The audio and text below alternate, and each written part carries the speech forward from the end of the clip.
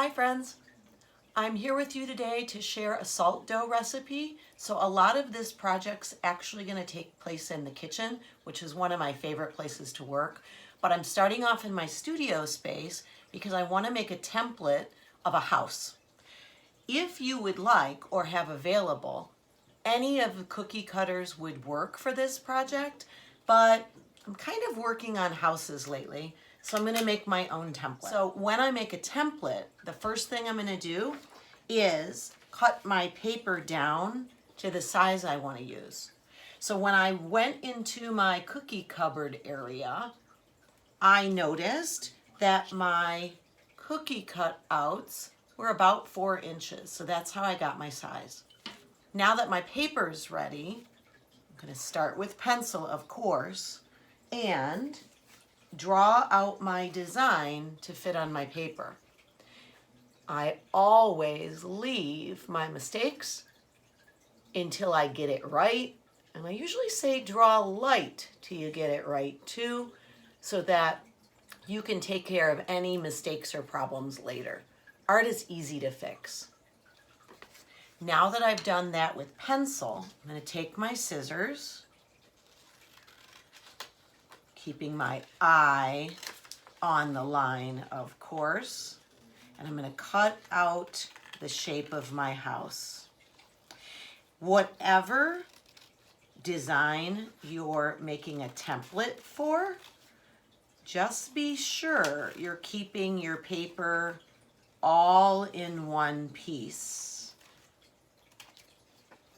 Okay? Pencil work won't matter.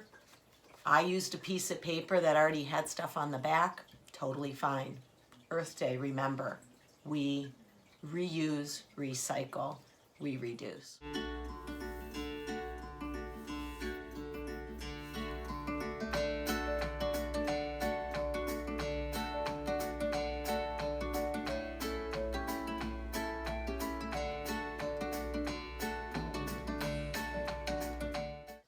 I'm sure you noticed that I traced my original idea onto some thin cardboard.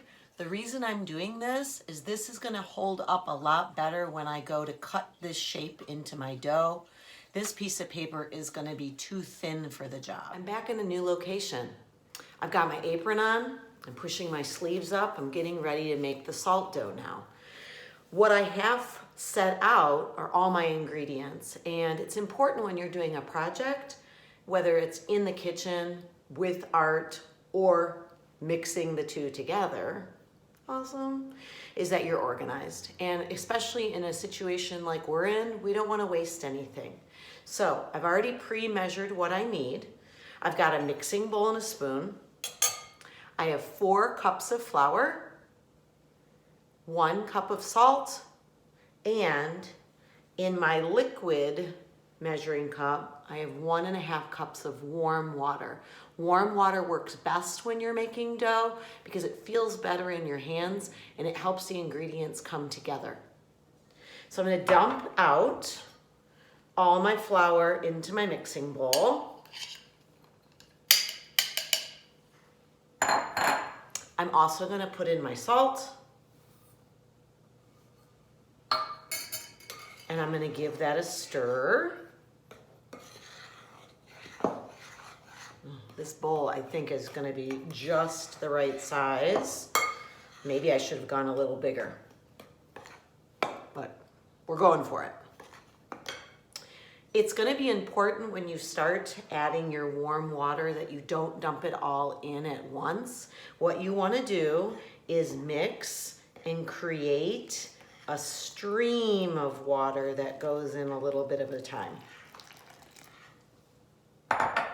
Since it's just me, I'm going to have to go back and forth with my stream of water. But I bet you'll be doing this project with an adult or somebody a little older in your household that can help you with some of the things, because we will be using the oven later on. And my flour. It's going to get a little hard, but artists can do hard things. And I know also that I say that your hands are really important to use. We're going to get to that really soon. All my water is in.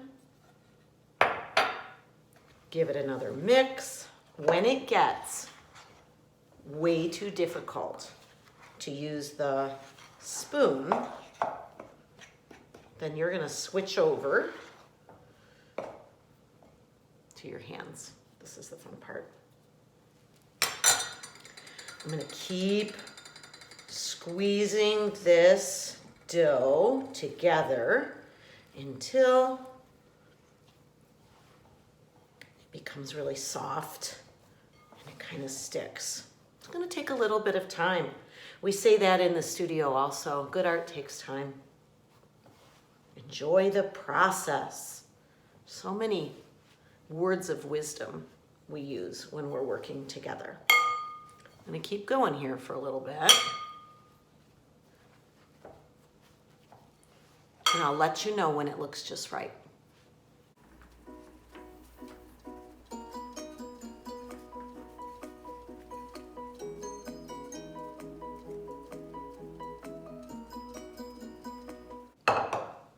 Now, it's starting to come together. I might want to transfer this dough onto a clean work surface. Now remember, my friends, that even though we're making dough and we're working in the kitchen, this isn't the kind of dough that we're going to eat. It's got a lot of salt in it, and that's going to do two things. Number one, it's going to make it taste awful. This is art dough, not eating dough. That's for another time. The other thing salt does is it preserves things.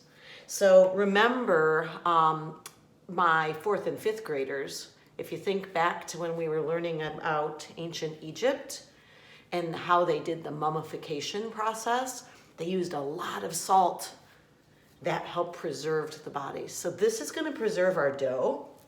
And if we're successful, we should be able to keep these little mementos or ornaments for many years.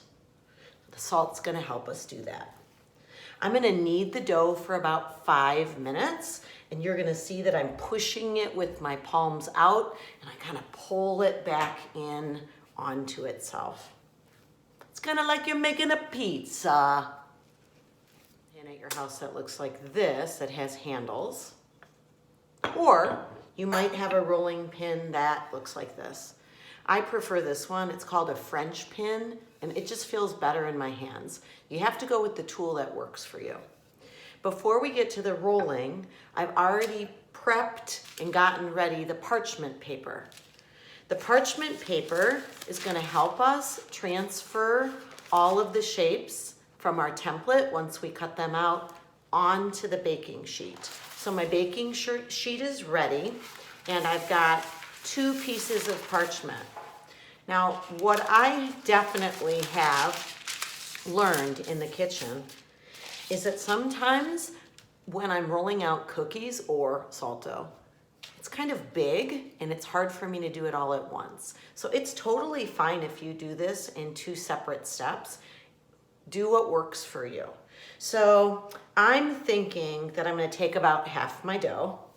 And if you make this dough before you do the whole series of steps in this project, it will keep in an airtight container. So I'm doing it all in one day, but if you and your family need to break up the steps, you could definitely keep it in a Tupperware or a glass container, probably even a big Ziploc bag.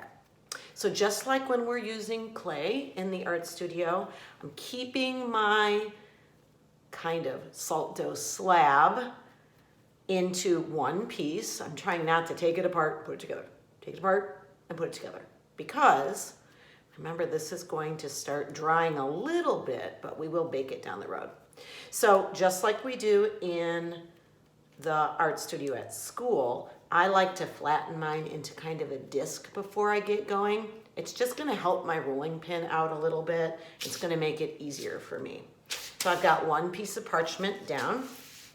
I'm gonna put my salt dough on top, and I'm gonna put my other piece of parchment on the top. If your family has wax paper at home, I'm sure that would work too, okay? And really, you could do this on the counter and then scoop them off with a spatula and put them onto your baking sheet. I just happen to have parchment and I'm gonna try it this way. Now, sometimes when I'm rolling out clay in my kitchen or in the studio, it gets a little bit difficult because this moves around. And I remember when we were using our clay mats in school, kind of put the clay mat towards the edge of the counter. We leaned our body onto it to hold it steady. I'm gonna try that same technique. Okay, here we are. I've gone ahead and rolled out the other piece of dough so that I am ready. I also have my template, a pencil, some tools to make texture with, and a straw. And I'm going to use this straw to make sure I punch a hole in each one of my houses so I can hang it later. When I go to do my cutting, whether I'm using a cookie cutter or the template that I created, one thing is really important. You don't want to start right in the middle because then you can't fit a whole bunch on there. You want to start towards the edge and use your art eye to figure out how many pieces you can get in. It's a little bit like a puzzle. So I'm going to do that, and I'd like you to watch me, and then when we're all set, we'll check back in with each other.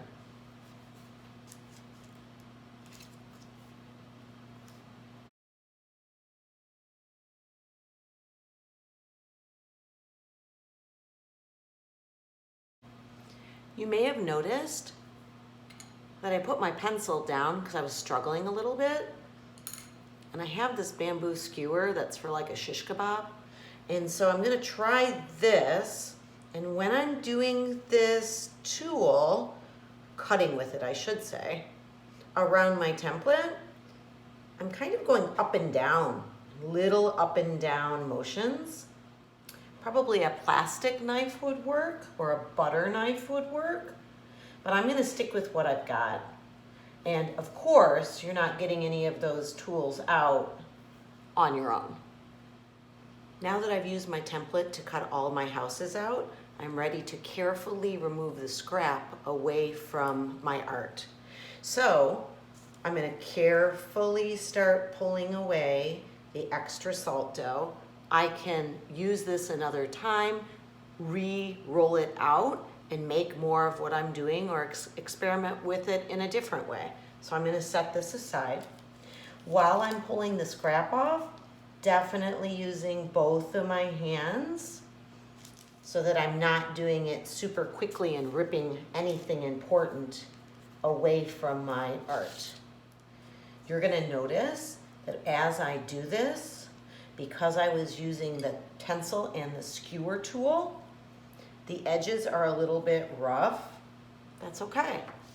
If it's bothering you, use your fingers to smooth it out a little bit. I just finished putting texture on all my houses with my tools, and I have to tell you, it was a little bit more difficult than I thought. If something's giving you trouble, remember to just slow down, have patience. Something might take a little bit longer, but it's worth it in the end. The final step before we put them in the oven, remember it's preheated to 300 for 1 hour, is that we need to make sure they have a hole in them so we can put ribbon through and hang them later. You could use a toothpick, but a straw works really well. So I'm gonna go down from the top a little bit so that I don't get too close to the edge. I'm gonna push my straw all the way through. So let me finish this step, put them in the oven. I'll see you in about an hour.